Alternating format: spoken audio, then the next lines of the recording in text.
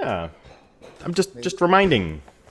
I've been born ready for our second season of Echo League, where we're bringing you action of the Rainbow Zebras going against the Spicy Thieves, the red brand. Yeah, the red Spicy Thieves. I'm guessing it's Spicy Thieves Red. It is Spicy Thieves Red. It's like, the Korean concept for teams where they have like the red version and the blue version that kind of Maybe, speaks yeah. about the character of the team. That could There's no entirely maybe. be That's it. what it is. That's what it is. All right. Yes. I like the rainbow zebra, though. It's a pretty cool picture. You would like rainbows, wouldn't you? So, talking Dota, though, how would you like a Warlock band first? How would you like a Bristle band first? Your girl's out of here. Your girl's gone. No Maiden. No Crystal Maiden. You know, I've been seeing Crystal Apparently Maiden she's banned too out good. a lot in first pick. First phase banning on Crystal Maiden. I mean, whether it's like the in-houses that I'm running or like these amateur tournaments that I've been participating in, Crystal Maiden is being deleted. Not even allowed to be in the game. I mean, it makes sense because she's a really easy character, a really easy hero to use, and she just has a lot of good merit to her, especially now. She recently just got nerfed. She took a pretty meaningful mana nerf for like her first few levels of Frostbite, but that still doesn't overcome the basic utility she has of allowing people to just sit in lane and press keys and make magic happen. And it looks like the Spicy Thieves ain't trying to have any of that. Or excuse me, the Rainbow Zebras. I'm getting all my names mixed up as we get into Would the first you pick. And yo, put Disruptor that high as a ban priority? Bristleback I'm with, but yeah. By the Spicy Thieves banning Disruptor, it kind of implies that they want to have some kind of mobility and they don't want to get caught easily. Makes sense. Would I put it that high? Not specifically, but this makes me want to see what kind of plans do they actually have behind that. Okay, all right. Well, we can see some of it right here. We've got Legion and Lich brought out. And Disruptor against a Legion commander, I understand. Because you just drop that ult down on Legion trying to duel someone, and then you just laugh maniacally while your team gets the duel win, right? For the most part, yeah. Yeah. Assuming she's already not like pushing triple digits in the bonus damage. Yeah. And, you know, it's interesting that they banned the Disruptor because Rainbow Zebras opted for a Kunkka, which in some capacity has a lot of similar properties that Disruptor offers, except, you know, to allies or enemies. And he can do the pull at his own volition rather than that set time frame duration of the skill involved with the glimpse. But we've got a Clockwork up in here that'll be a good bolster of setup for the Kunkka. And probably their offlaner, although not uncommon to see it as a support. Actually, I would say that is uncommon. It's not uncommon. It happens a decent bit in the pro scene, but I think I remember Epicenter game with a support clock in it. Oh, Yapsor. That's my boy, the Yap God, who plays some support clock. But the problem is, Clockwork's usually seen as a 4 because he still needs some kind of item to function. So is Kunkka. I mean, you can play Kunkka as a 5. I mean, he still works as a 5, but you would like some kind of positioning item or some kind of like damage if you're running them in the old Lanham style of like an armlet, which we haven't seen in forever. But the fact of the matter is, if you're looking at both Kunkka and Clockwork as supports, both of them would fit into the 4 category. And I don't think. So you're Green is hoping that that good. you're hoping that one of them's a core. I'm pretty sure that Clockwork is going to be the offlaner here. Okay. Because, I mean, look at the inverse. Yo, when was the last time you saw a core Kunkka, man? The moment that they released the immortal item for him. All right, when was the last time you saw a core Kunkka in competitive play? ... Got Got him. Vengeful Spirit and the Troll War Lord. Well, the Venge makes sense. You've got more catch. You've got the swap for safety. The Troll, although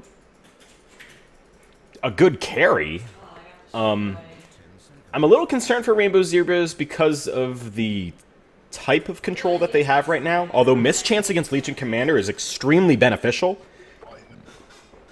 And if we're looking at a Troll fighting a Legion in a duel, Who wins? Because, like, Troll Excuse me? Warlord is just trying to go crazy with fur. Oh, my God. Sorry. Train of Yo, thought Marvin the gone. Martian.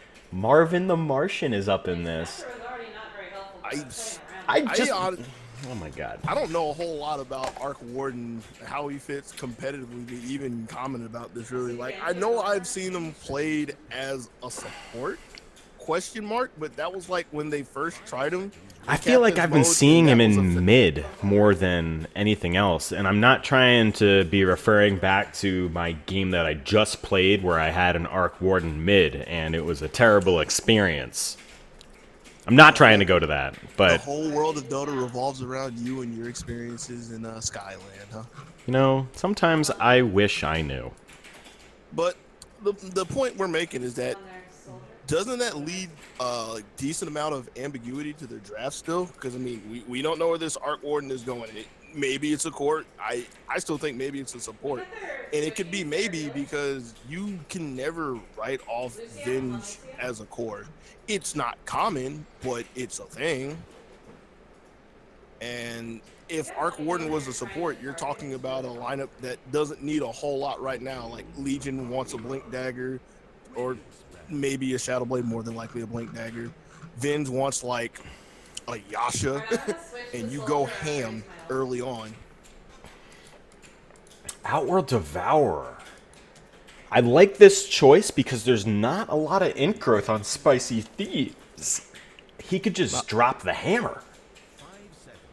There's not a lot of int, and until Legion gets a Blink Dagger or until Venge gets like level 2 swap, they're gonna have a hard time getting through a clockwork to him. So he's gonna be able to sit in the back line and just pound away at anybody who's in the front. More than like, well, I can't say more than likely Legion, but probably whoever this last pick is going to be, because they need the Spicy Thieves kind of need something to stand in the front line, I would believe.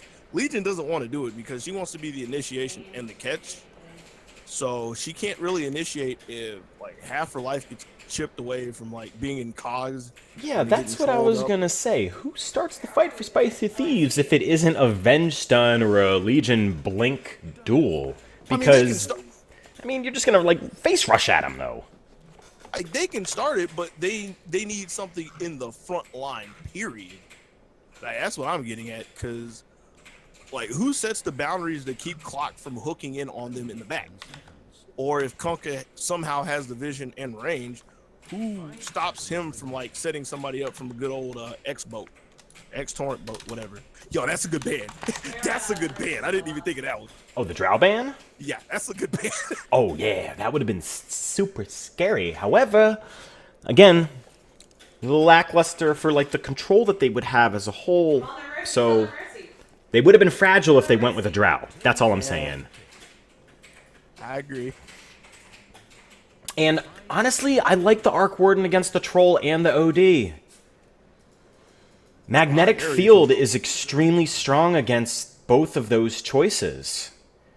And even if the Troll Warlord were to, you know, throw out his whirling axes to provide the mischance on the Legion commander, Arc Warden can throw the Magnetic Field down on Legion. Then 100% evasion unless you're in the bubble. If you're outside the bubble trying to hit someone in the bubble, 100% evasion for the people in the bubble. Is that the gimmick right there? Mm-hmm. You had the Legion duel, Arc Warden come up and like put the halfy bubble in there. Maybe. I mean, it would take OD out of the picture. It would take Troll potentially out of the picture. Just depending if you range or melee form. Placement will be important too. I mean, this is all speculation. We've got 20 seconds left on Rainbow Zebras here, and I think they need a hard 5.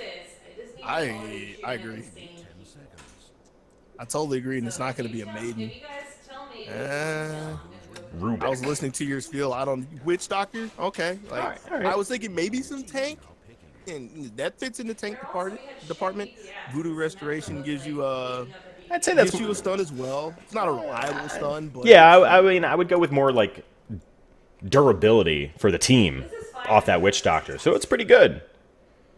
Nyx, though, from Spicy Thieves. Is that our off lane? It could be. I'm assuming this would be Legion in this safe, but I don't know enough about each of these players individually for roles and the like. What world do you live in where Legion is a safe laner? Maybe this one. Because it could be Arc as the carry, it could be Arc as mid, it could be Legion as mid, it could be Legion as off. I mean, Legion could still be in the safe lane too. No. I mean, that might happen, but that would be a new one. That would be from Sky's world. Hey, I'm just looking at how they're going to try and do this laning here, and if Nyx Assassin's in the off lane, or if Nyx is being their role 4? I mean, they've got Lich, Venge, Nyx, so Venge might be a core. That is possible. My money is on Nyx, though. I don't know. It's too many unknowns with it. That's all. There's really only one unknown, which is our problem with this. We don't know what in the world this Martian's doing. If we knew that, that would solve a lot of our problems. You think there's a possibility it's a support? Is that what you're trying to... I mean, like I said, that was where it started when it came into captain's mode, but it hasn't really been ran a whole lot. And then again, we're talking about Spicy Thieves. Like, they might have some specific strat with it that nobody else has thought of. Only time will tell. You're not wrong on that one. As we see this Tower of Powers over here. Like, you gotta have it, man. That's what makes it exciting. Focus the Reinhardt is out of position. Yes. All right. All right. Well, looks like we're into the game. Everybody here? Hell yeah. Go for their mercy. Well, They're we've got Spicy Thieves.Red here versus Rainbow Zebras. Game 1 of the best of 2. I'm Reach for Sky. Doggy Sandwich will be my co-caster for this match. And right now we've actually got Spicy Thieves.Red, moving up as a squad of 5 in the top lane. Smoked up now. They've got Sempiternal on the Arc Warden, LDK on Venge, C-Squad on Legion, Chinese Takeout on the Lich, and Pastafarian on the Nyx. And they looks like the smoke has been broken on Akashi. They're going to have to back up and, well, mission successful. They invaded the jungle as 5. But they're just going to end up trading these runes around a little bit. yeah, the most they're really going to get out of it is, does any of them have a ward? I saw 2 of them. Yeah, so if Chinese or Pasta want to go ahead and get that deep vision, like next to the small camp, they can go ahead and take that. But that's the only real game they're going to get out of it. While Zancy is down here on the Clockwork, taking their bounty rune. You've got Ocean Man with Outward Devour getting his bounty rune before he scurries back to the middle lane for his block. Akasi, like you said, on the Troll. Over here with Sprink on the Kunkka and Red Sky at the Witch Doctor, trying to perform a 3-man block, and they're getting bodied by these creeps. Well, if you're taking a look at Kunkka's items, to me that's implying he's the support. So, here we go, Mr. Kunkka support. I'm ready for it. We established that one. Hey, all I'm saying is from the items. That was a known. I feel like you need to go like the extra level of not making it implicit or implied, but just like, you know, breaking it down.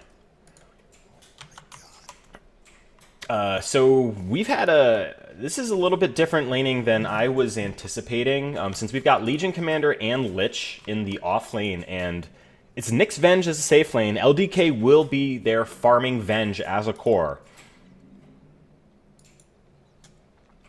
It's really fast, really like mid-game oriented lineup. Van's with the cogs, but he doesn't really want anything of pasta down there. But yeah, I'm thinking that they don't want to let the game go too late, because aside from the infinite scaling Legion, you have a big question mark on the actual power of an Arc Warden. Oh, Clockwork's getting a lot of damage out on Pastafarian here. The battery assault's doing some wonders, and I mean Clockwork's got a ton of regeneration too, so he'll be able to stick in this lane well. Vengeful Spirit throwing out the stun just to kind of keep him back, And like I said, he's got 2 clarities, salve, tangos, so much more. He'll be fine. Yeah, he came strapped to off lane. He's good. Ping's coming out on the top. Chinese takeout in C squad, caught by Red Sky with that paralyzing cask. Nice little double cast. Didn't really want to commit on it or anything. They got the bounty room. That's all they showed up for today. A little bit of harassment coming out here on Akashi from Mr. Chinese Takeout. Doing a good job with the Frost Blast. And hey, the fact that Lich can just keep that creep denied consistently with the sacrifice. Super easy for him to execute that across the game. Because all you gotta do is click a creep. You don't have to like time your right click to destroy that creep. Boop, gone. You know. Nice and fun. So Odie's doing some zoning in the mid lane by using Astral Imprisonment on creeps to try and pressure out, but Odie's making a little bit of a mistake on his own here, as Arc Warden does immense amount of damage with Flux if there are no allied units nearby to kind of help shrug that off, because the way that Flux works is if there's no unit within the range around you, you're going to be taking that DPS. If you're right next to somebody, it hits, it's gone.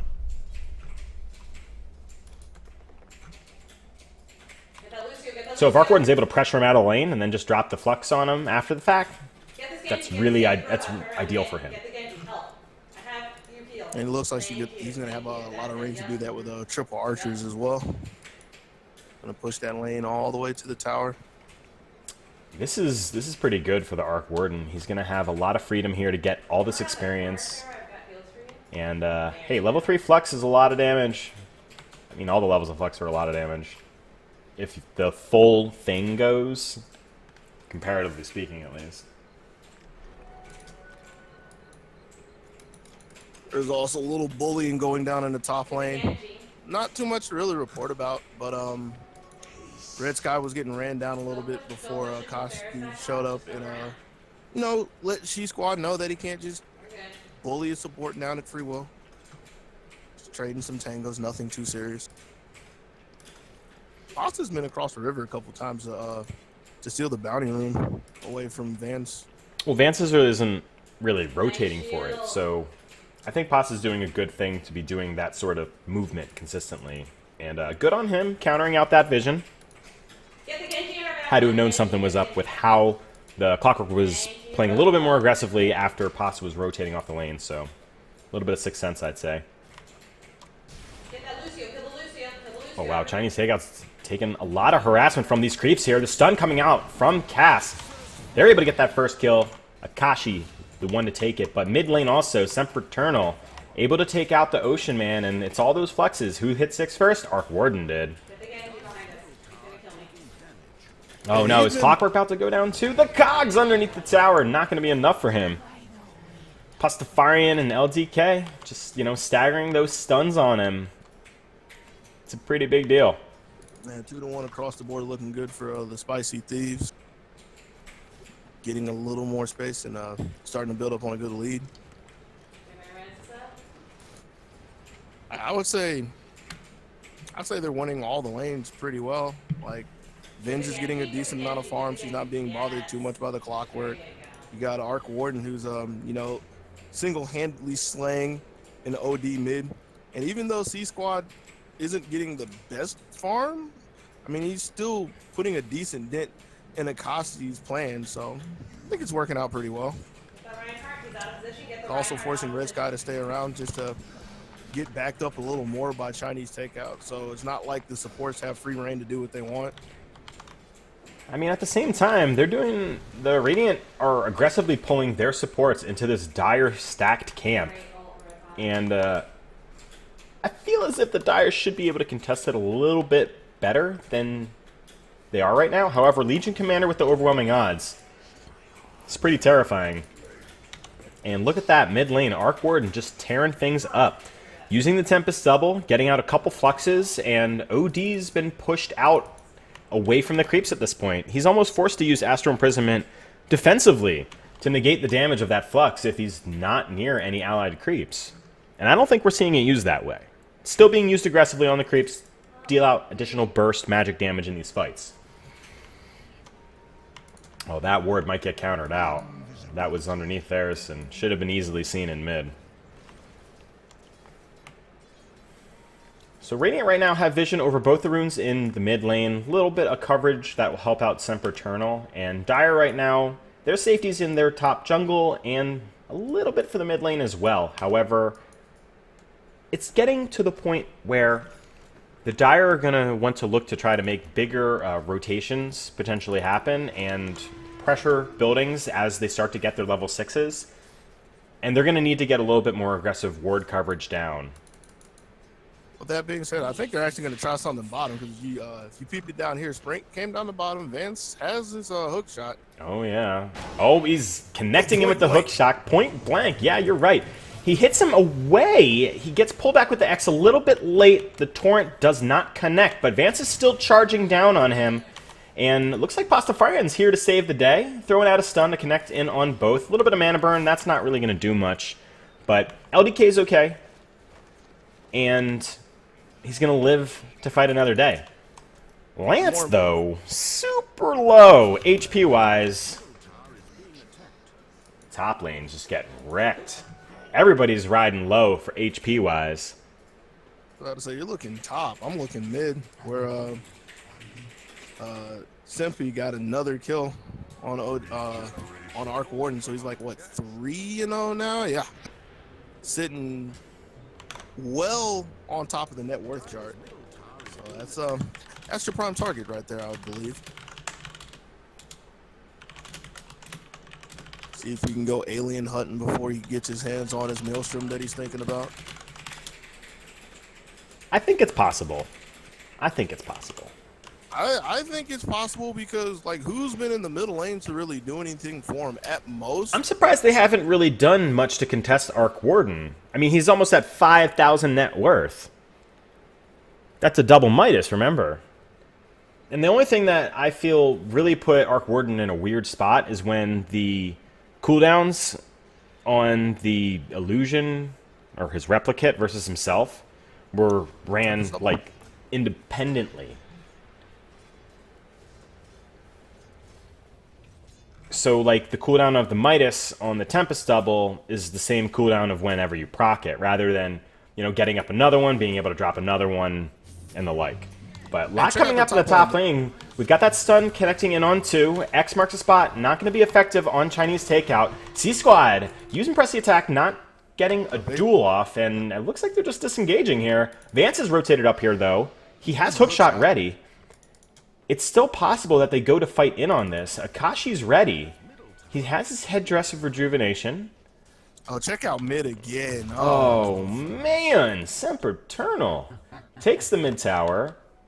Takes out the OD yet again. It was denied. Don't try that.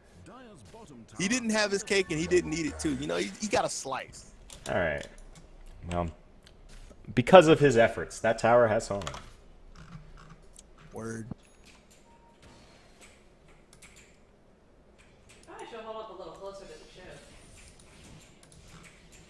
Just for the status update for the one hero we have talked the least about lately, LDK playing the Venge. Looking for a Hurricane Pike, second on the net worth chart. Nobody in the Vengeance zip code. Well, actually, Vance is coming back now. He has a hook, but he's gonna need some help, I would believe. Yeah, Vengeful Spirit's too durable now to die from the solo clockwork. Because if you're looking at the amount of damage output that he would be doing, level 3 battery assault, even with the hook shot and the follow-up from the rocket flare, if LDK is on strength boots and he gets a couple charges on the magic wand, he's not falling. And he's about to have his Ogre Club come out too, so like at that point, he'll be A-okay. A lot of action about to break down on the top lane. Pastafarian throwing out the stun on Kunkka. Chinese takeout here with the follow-up. There's the Frostblade. Axes from across the tree line from Akashi. And the cast does connect on 2. Looks like C-Squad wants to try and go in on this. He uses press the attack on Pastafarian to try and keep him up. Unsuccessful with that, but the overwhelming op connects on 3. Immense damage from there, but bottom lane they did lose Vance. LDK was able to take that, and LDK also gets the tower. Part of that, a thank you from their Arc Warden, Martian Man, rotating down. Just trying to show what's up, you know?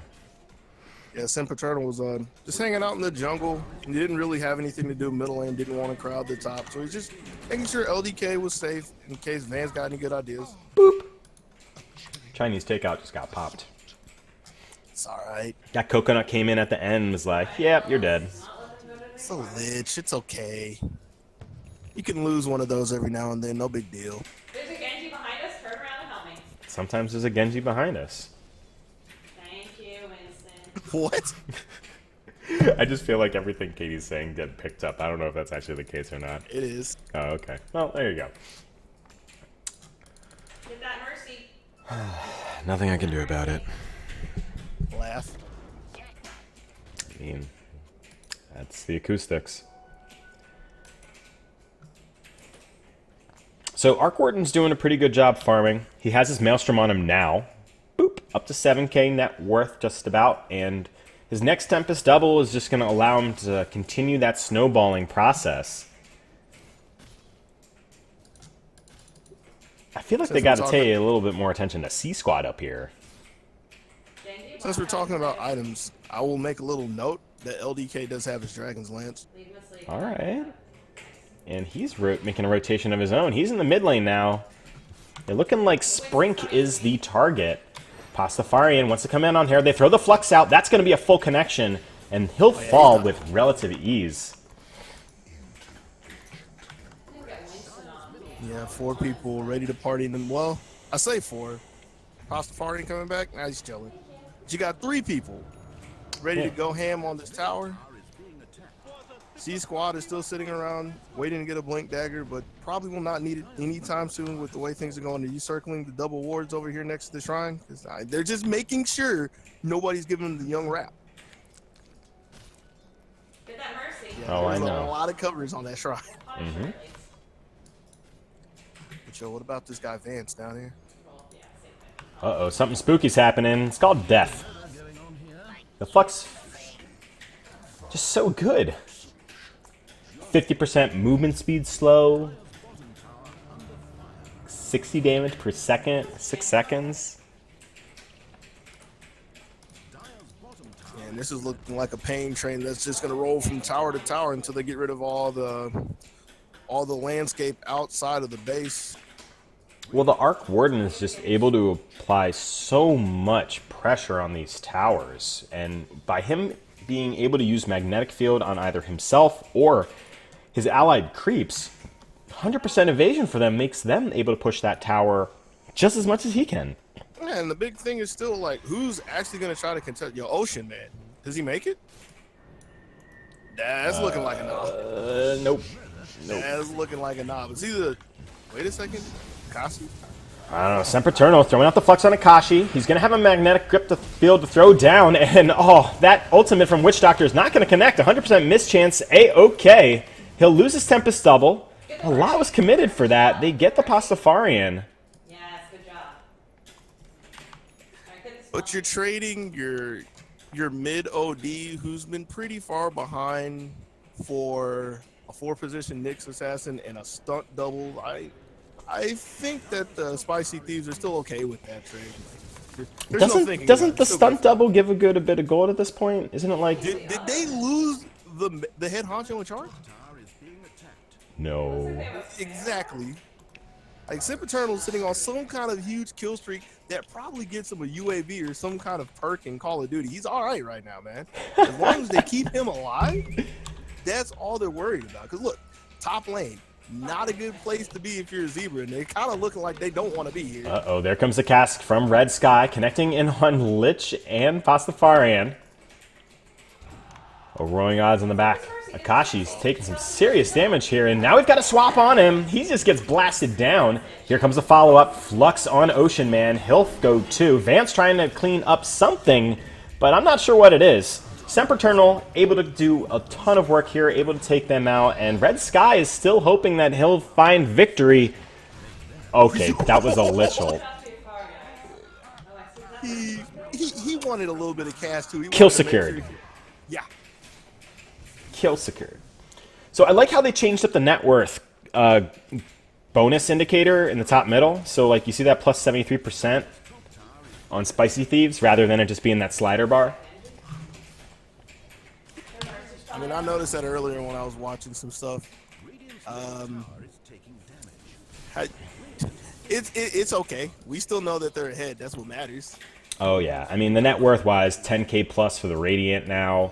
Experience off the chart also, and Legion Commander has Blink. It's back at the base. It'll be out soon. And Vengeful Spirit will have that Hurricane Pike coming on the Courier relatively shortly also. And what? What? Yeah, I'm right there with the what, and now LDK throwing out the stun. They got that duel. They got the kill off on him. That boat completely whiffed, and I guess they do have the benefit of the Admiral's Rum. However, that's not going to save them from this tower. They just got a few items on a couple core people here. Hurricane Pike. They already had the Mjolnir. And C-Squad has his Blink now. That's like the Spicy Thieves haven't been home in like the past 3 months. Went from tier 1 all the way to Rax. And the first kill to get that wasn't even with the hero. Just a rogue tipped his double, poking his head in the front door, and they're still going strong. Oh man, he got the stun off on 2. That Flux isn't going to do anything for Witch Doctor, but actually, he ran away from his friends. Maybe it will now. Akashi's getting soloed out. He'll go down. Vance stunning in on Sempiternal. To no avail, honestly. And there goes Ocean Man. Oh my god. That was a little bit of the Kung Fu syndrome right there, going in one by one, trying to fell the heroes as the Rainbow Zeros finally tap out far behind. It was looking so hard when Arc Warden got the huge lead in the race to the end. I have never seen a sub 20 minute game in Echo League before. Well, that's what you got. I mean, in game 1 in this best of 2. Hey, impressive performance out of Spicy Thieves here. A lot of that predicated on the Arc Warden, which had to have caught Spicy Thieves that big advantage, because like the Zebra was just caught out guard. Like what were they going to do with the amount of projectile based attacks that they had and magnetic field easily being able to trump those things with 100% evasion? And that includes the Death Ward, unless the Death Ward is cast in the magnetic field, which it wasn't. So congratulations to Spicy Thieves for Red for taking game 1 here. I'm Reach for Sky. Join with Doggy Sandwich. We'll be back with game 2 for you guys relatively shortly.